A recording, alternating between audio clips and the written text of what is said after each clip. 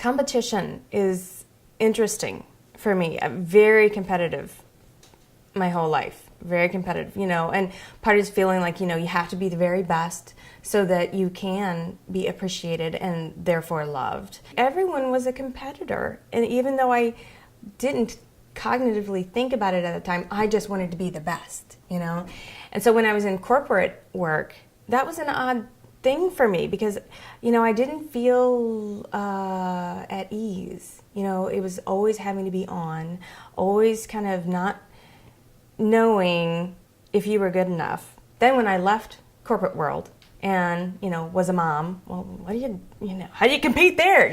So I was being competitive about my spiritual work. It was crazy.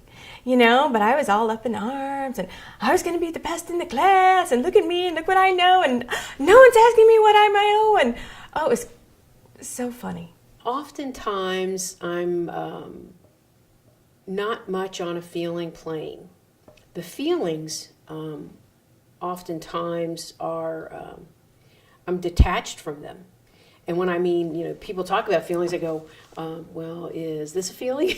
Is that a feeling? To be quite honest with you, there was a time in my life when I just said my feelings would turn off, and particularly in a personal relationship, I would be, madly in love with somebody, and then all of a sudden it was like I didn't have a feeling at all. It was like I was devoid of a feeling. We don't even acknowledge to ourselves that the motivations are what they are.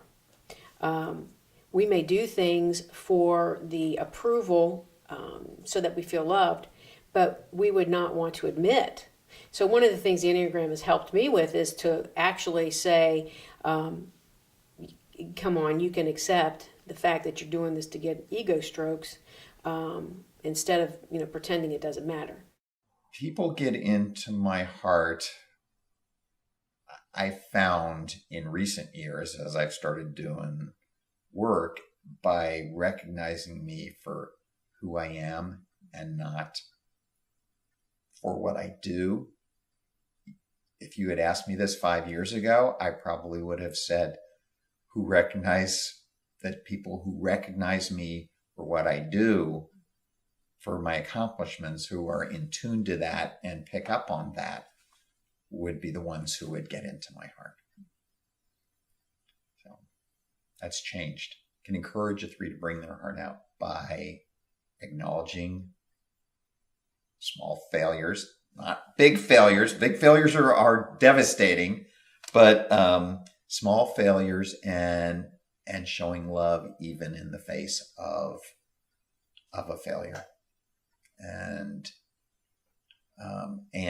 recognizing and constant reinforcement of love for just being you.